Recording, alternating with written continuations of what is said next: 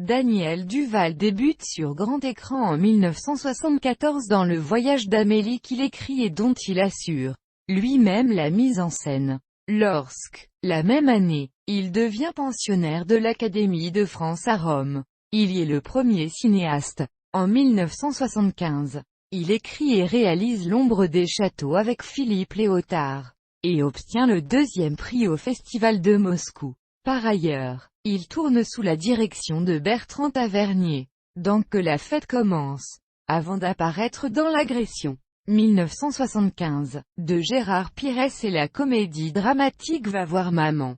Papa travaille. 1977, il revient à la réalisation en 1979, avec La Dérobade, qui connaît un succès international. Il y campe un proxénète face à Miu et Maria Schneider, remarqué dans le bar du téléphone. 1980, le comédien donne la réplique à Richard Boringer dans Le Juge. 1984, et parfait son image de dur dans Un été d'enfer. 1984, ou encore Les loups entre eux.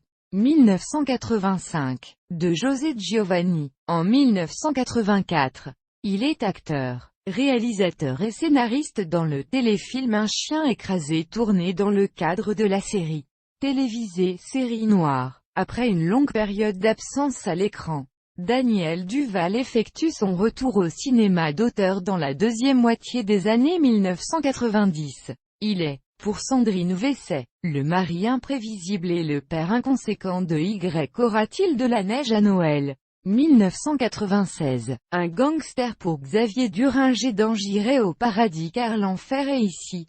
1997, un séducteur ténébreux et dangereux face à Nathalie Baye dans Si je t'aime. Prends garde à toi. 1998, de Jeanne Labrune et l'activiste gauchiste, repenti et suicidaire du vent de la nuit.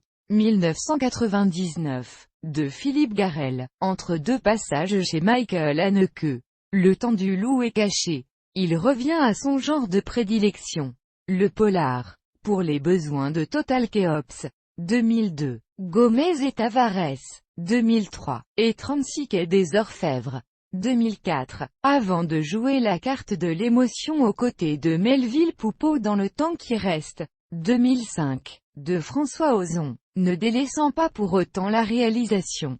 Il propulse Jean-Paul Rouve et Anne Brochet dans l'été 1954, époque à laquelle se situe Le temps des porte-plumes. Retrouvailles toujours, avec Daniel Auteuil dans Le deuxième souffle d'Alain Corneau. Puis on le retrouve au générique de grosses productions comme R.T.T., aux côtés de Cadmerade, de Vrais mensonges de Pierre Salvadori avec Audrey Tautou. Puis dans Les Lyonnais aux côtés de Gérard Lanvin sous la direction d'Olivier Marchal. Mais aussi, de films d'auteurs dont Beau Rivage. 2012, de Julien Donada où il interprète un commandant de police insatisfait et aux prises avec un mal-être chronique, avant d'être bouleversé par une femme. Après à San Remo, 2003, avec Claude Jade, c'était son deuxième film avec le jeune réalisateur J. Donada. Il a été marié avec Anna Karina de 1978 à 1980.